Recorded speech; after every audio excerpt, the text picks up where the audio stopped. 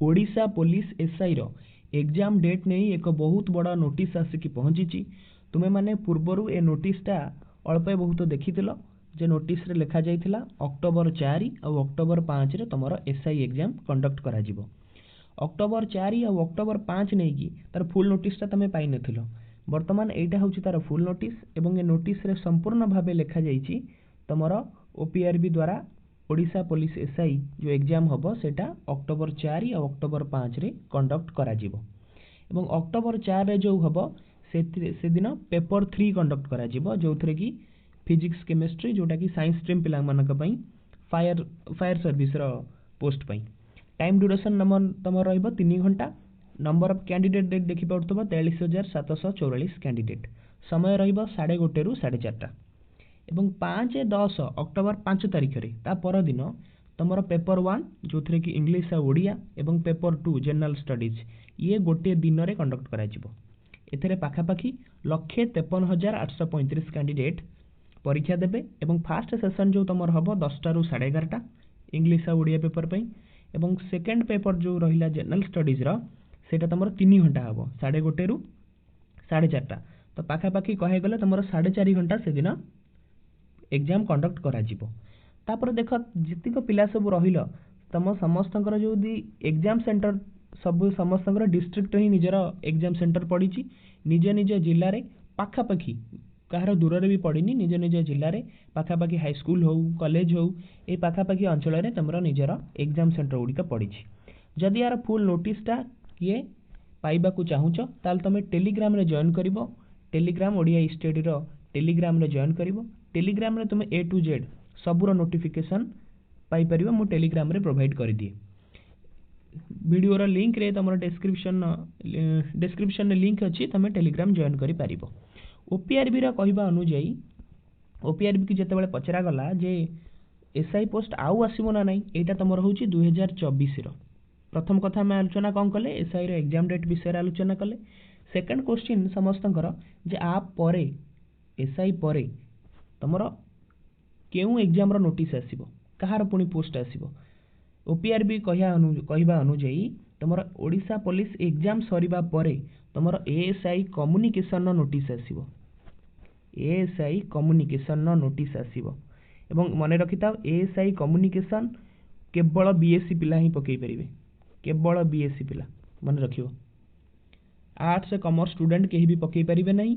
केवल साइंस पिला बीएससी पिला पकई परिबे। तांकर फिजिक्स ऑनर्स हेतिबा दरकार नले मैथमेटिक्स नले कंप्यूटर हो नले आईटी हो एमती तमरो ठीक से नोटिस आसीनी एही भली ऑनर्स हेतिबा दरकार। तो केवल सेथिरे बीएससी पिला ही अप्लाई करि परिबे हला।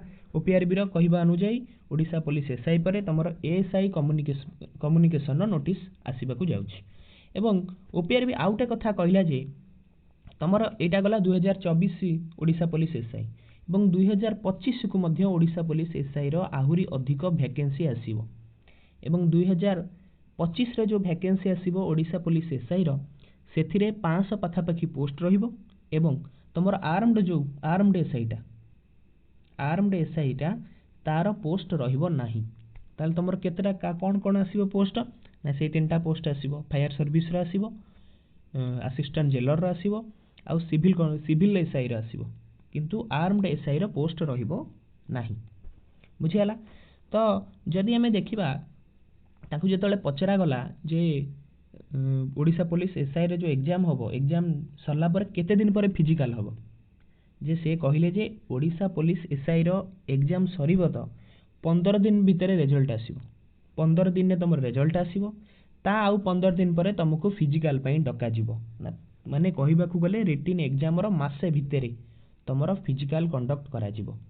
तेनु जो पिला फिजिकल ले वीक से माने अल्प अल्प एबेठू समय बाहर करी घंटाटे हो आधा घंटे समय बाहर करी किछि समय ग्राउंड रे दियो नहले सेते बेल को हैरान हबो दौड़ी पारिबो नाही आ समय भी मिलिबो नाही। जेमति पीएमटी पिलांकर हला बहुत पिला पीएमटी 1600 को 7 मिनिट थाई मध्य से माने क्वालिफाई करि पारि नथिले केवल प्रैक्टिस नथिला बोली 1600 को 7 मिनिट रे भी क्वालिफाई करि पालेनी 6 6.5 कथा छाड़।